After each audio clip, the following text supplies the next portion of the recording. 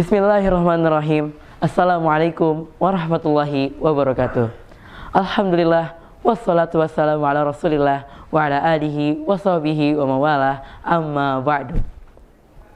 Yang saya hormati para juri yang menjadi juri dalam lomba pidato pada kesempatan kali ini, hafizakumullah ta'ala. Yang saya hormati dan saya banggakan seluruh peserta lomba pidato dari berbagai sekolah, hafizakumullah ta'ala.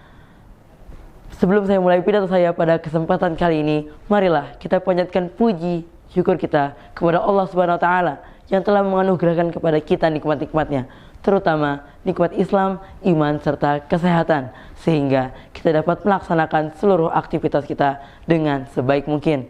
Salawat serta salam marilah kita selalu ucapkan kepada junjungan kita Nabi Muhammad SAW, seorang revolusioner, role model bagi umatnya, serta prototipe pendidikan yang kita nantikan syafaatnya di akhirat kelak. Para hadirin yang saya muliakan, izinkanlah pada kesempatan kali ini menyampaikan hal berkaitan dengan peran akhlak mulia bagi kehidupan. Wahai para hamba Allah yang dirahmati Allah Azza wa Jalla, sesungguhnya berakhlak baik merupakan salah satu ajaran agama kita yang sangat fundamental.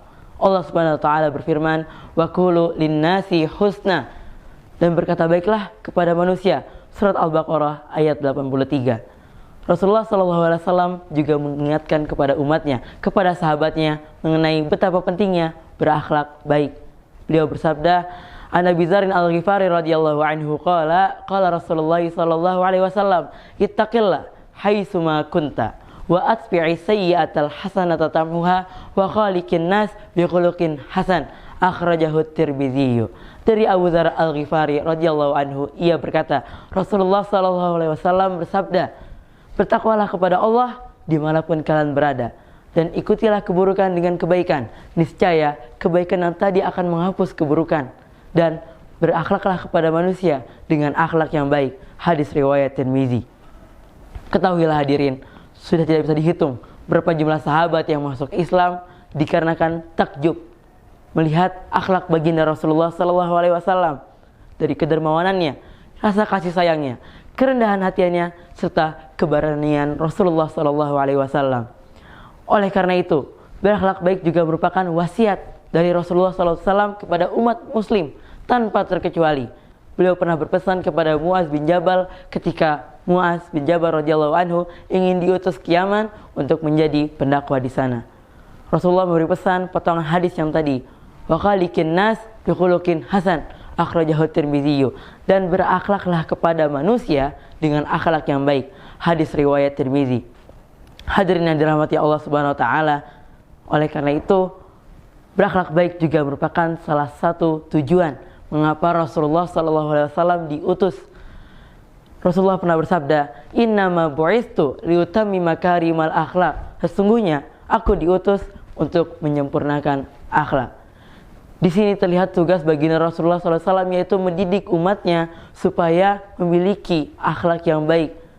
Beliau SAW mendidik sahabatnya dengan cara menanam di dalam sanubari mereka masing-masing akhlak baik, sifat baik yang harus diterapkan dalam kehidupan sehari-hari.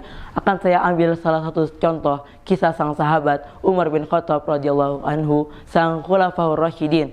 Saat itu ia sedang memeriksa keadaan rakyatnya dan mendengar suara tangisan anak kecil.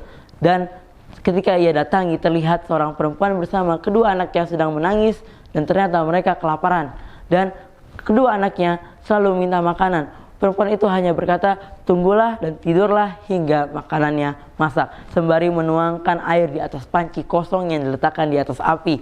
Mulut perempuan itu menyela Umar. Ia berkata, celakalah Umar sebanyak 2 kali. Celakalah Umar, celakalah Umar.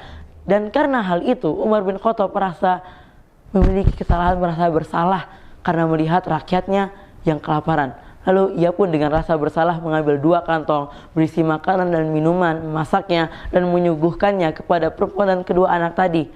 Lalu Umar pun merasa bersalah dan merasa berdosa dan memohon ampun kepada Allah Azza wa Jalla. Ia pun sholat dan beristighfar kepada Allah.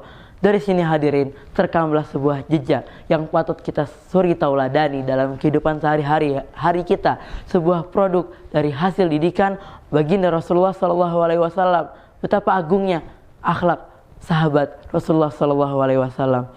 Mungkin hadirin, cukup ini saja yang bisa saya sampaikan pada kesempatan kali ini. Kurang lebihnya saya mohon maaf sebanyak-banyaknya, karena kebenaran maupun keburukan ini semua terjadi atas ridho Allah Subhanahu wa taala. Barakallahu fikum jami'an. Wassalamualaikum warahmatullahi wabarakatuh.